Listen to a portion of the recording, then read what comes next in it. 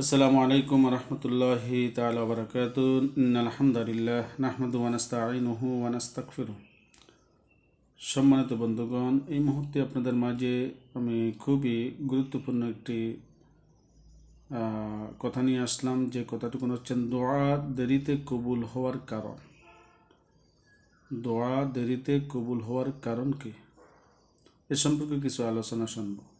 তার পূর্বে বলছি, যদি ভিডিওটুকু আপনি ফেসবুক থেকে দেখে থাকেন অবশ্যই ফলো করবেন, আর যদি ইউটিউব থেকে দেখে থাকেন তাহলে অবশ্যই সাবস্ক্রাইব করবেন আমার চ্যানেলটি। আল্লাহ তাআলা সকলকে কবুল করুক, আমিন। তো আসুন আমরা জেনে নিই দোয়া দেরিতে কবুল হওয়ার কারণটাকে। যখন আল্লাহর কোনো বান্দা দোয়া করার জন্য হাত উঠান, খুব সুন্দর একটি কথা, গুরুত্বপূর্ণ কথা। বান্দার যখন আল্লাহ তাআলার দরবারে দোয়া করার জন্য হাত উঠান, তখন আল্লাহ তাআলা ফেরেশতা জিবরাইল আলাইহিসসালামকে বলেন থামো। বুঝতে পেরেছেন বন্ধুগণ? যে বান্দা যখন আল্লাহ তাআলার দরবারে হাত উঠে দোয়া করার জন্য আল্লাহ তাআলা ফেরেশতা জিবরাইল আমিনকে বলেন যে তুমি থামো, এখনই দিও না। অর্থাৎ বান্দা যে জিনিসটুকু আমার কাছে চাচ্ছে ওইটা তুমি এখনই দিও না, যেন সে পুনরায় আমার কাছে প্রার্থনা করে।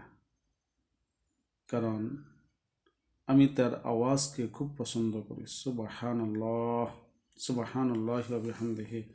তো বন্ধুগণ, বুঝতে পেরেছেন যে অনেক ক্ষেত্রে অনেক সময় দোয়া দেরিতে কবুল হওয়ার কারণটা হচ্ছে আল্লাহ তাআলার দরবারে যখন বান্দা বান্দি দোয়া করতে চায় বা হাত উঠায়, তখন আল্লাহ তাআলার কাছে যদি সে ব্যক্তি মনোনীত হয়ে যায়, প্রিয় বান্দা হয়ে যায়, তখন তাকে থামিয়ে দেওয়া হয়, সাথে সাথে দেয় না।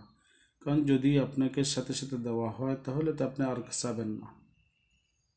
এই জন্য আল্লাহ তাআলা ফেরেশতাকে বলেন যে এই মুহূর্তে তাকে দিও না, কারণ তার আওয়াজটুকুন, তার দোয়াটুকুন, তার বাক্যটুকুন আমি আল্লাহ তাআলার দরবারে খুবই ভালো লেগেছে, আমার পছন্দ হয়েছে।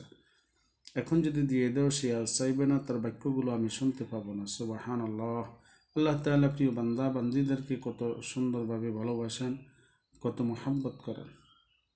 তাই আসুন আমরা যখন দোয়া করতে যাই তখন যদি সাথে সাথে দোয়া কবুল না হয় তাহলে হতাশ হওয়ার কিছুই নেই, চিন্তার কোনো বিষয় নেই। কারণ আল্লাহ তাআলা আপনাকে খুব আদর করে যত্ন করে সৃষ্টি করেছেন। তাই দুনিয়াতে আপনি যা চাইবেন অবশ্যই দিব, হয়তো সাথে সাথে, না হয় একটু দেরিতে।